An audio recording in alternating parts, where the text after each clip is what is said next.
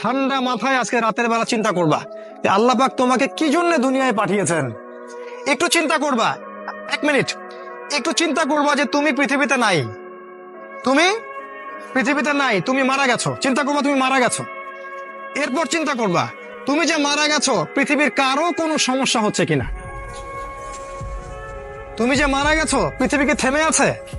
তোমার পরিবার থেমে থাকবে? তোমার শিক্ষা, তোমার বন্ধু বান্ধব, তোমার আত্মীয় স্বজন কেউ থেমে থাকবে? কেউ থেমে থাকবে না। তুমি পৃথিবীতে থাকো বা না থাকো, কারো কিছু আসে যাবে না। আল্লাহ পাক তোমাকে যে পৃথিবীতে রেখেছেন একটা সুযোগ খালি দিয়েছেন, যেটা তুমি আল্লাহর দ্বীনের জন্য কিছু করতে পারো। এটাই আল্লাহ তোমার কাছে চান, আর কিচ্ছু চান না। আর কিচ্ছু আল্লাহ তোমার কাছে চান না। আল্লাহ চান তুমি একজন ভালো মানুষ হও, ভালো মুসলিম হও এবং দ্বীনের জন্য কিছু খেদমত করে পৃথিবী থেকে বিদায় নাও। এই দিন তুমি ছাড়াও বিজয়ী হবে ইনশাআল্লাহ। তুমি থাকো বা না থাকো, এই দিন কিন্তু বিজয়ী হবেই। হয় তোমাকে নিয়ে হবে অথবা তোমাকে ছাড়াই হবে। জীবনের উদ্দেশ্য ফিক্স করো। জীবনের উদ্দেশ্য একটাই, জান্নাত। জান্নাত পাওয়ার জন্য যা করা দরকার তাই করতে হবে। কোরআন হাদিস মেনে চলা থেকে শুরু করে আমল করা, আদব আখলাক সবকিছু এর মধ্যে চলে আসবে ইনশাআল্লাহ। আল্লাহ পাক তোমাকে পথ দেখাবেন। আগে তুমি জীবনের উদ্দেশ্য ফিক্স করো। একটা কথা বলি, সবাই তোমাদেরকে বলবে জীবনে সফল হতে হবে। অনেক কথা আমি বলছি আমার ব্যক্তিগত অভিজ্ঞতা থেকেই বলছি।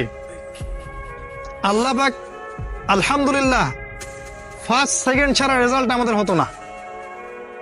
যখন থেকে আমরা বুঝতে পেরেছি যে ট্র্যাকে আমরা যাচ্ছি সে ট্র্যাকটা ভুল, সে ট্র্যাকটা ভুল, এই বুঝটা যখন থেকে আসছে আমাদের মধ্যে, আমরা চেষ্টা করছি অন্যদেরকে আমাদের শিক্ষা দিয়ে সচেতন করার জন্য। আমরাও ভুল করেছি, ভুলের উপর ভুল করেছি। আল্লাহ পাক যেন মাফ করেন, আল্লাহুম্মা আমিন। সাফল্যের সংজ্ঞা শেখানো হতো আমাদেরকে পরিবার থেকে। সফল হতে হবে বাবা, নিজের পায়ে দাঁড়াতে হবে, বাবাকে দেখতে হবে, মাকে দেখতে হবে, অমুক তমুক ইত্যাদি ইত্যাদি। বিয়ে করবি কি নিয়ে, তোর তো কিছুই নাই, বলে নাই কথাগুলো আপনাদেরকে। চাকরি বাকরি করতে হবে, প্রতিষ্ঠিত হতে হবে। শোনো, সাফল্যের একটা সংজ্ঞা দিয়েছেন আল্লাহ কোরআনে, একটাই সংজ্ঞা, সূরা আল ইমরানের মধ্যে আছে। আজকে আমি সব ডিটেলস বলার সময় পাচ্ছি না। সূরা আল ইমরানের মধ্যে আছে কুল্লু নাফসিন যায়িকাতুল মাউত, প্রত্যেকটা নফস মারা যাবে এবং কিয়ামতের মাঠে তাদের পুরোপুরি প্রতিদান তাদেরকে দেয়া হবে। এখানে আল্লাহ সাফল্যের সংজ্ঞা দিয়েছেন, ফামান যুহজিহা আনিন নার ওয়া উদখিলাল জান্নাহ ফাকাদ ফাজ। ওই দিন কিয়ামতের মাঠে যাকে জাহান্নাম থেকে বাঁচানো হবে আর জান্নাতে প্রবেশ করানো হবে, ফাকাদ ফাজা, এই ব্যক্তি হচ্ছে সফল। সাফল্যের সংজ্ঞা কোথায় পাইলেন? যদি আমরা জাহান্নাম থেকে বাঁচতে পারি প্রত্যেক ব্যক্তি এবং জান্নাতে যেতে পারি, সেই সফল। এছাড়া কেউই সফল না, এই পৃথিবীর কেউই সফল না, কেউ না। সে যত বড় রাষ্ট্রনেতা হোক, পণ্ডিত হোক, বিজ্ঞ হোক, পণ্ডিত কে হয় হোক, যার দাপটে সারা বিশ্ব কাঁপে, এও সফল না যদি না সে জান্নাতে যেতে পারে। কিন্তু একজন এই ভ্যান চালক, এক রিক্সা চালক, এক আমার ওই গরিব চাচা, ওই কৃষক, সে যদি হিসাব দিয়ে জান্নাতে যেতে পারে, সে সফল। তিনি সফল, তিনি আল্লাহর কাছে পছন্দের বান্দা। অতএব জীবনের উদ্দেশ্যটাকে ঠিক করে ফেলো, এটা প্রথম কাজ। দ্বিতীয় কাজ, তোমাকে জ্ঞান অর্জন করতে হবে। দ্বিতীয় কাজ, কিসের জ্ঞান অর্জন করবে? যে জ্ঞান তোমাকে আল্লাহর দিকে নিয়ে আসবে সেই জ্ঞান অর্জন করতে হবে।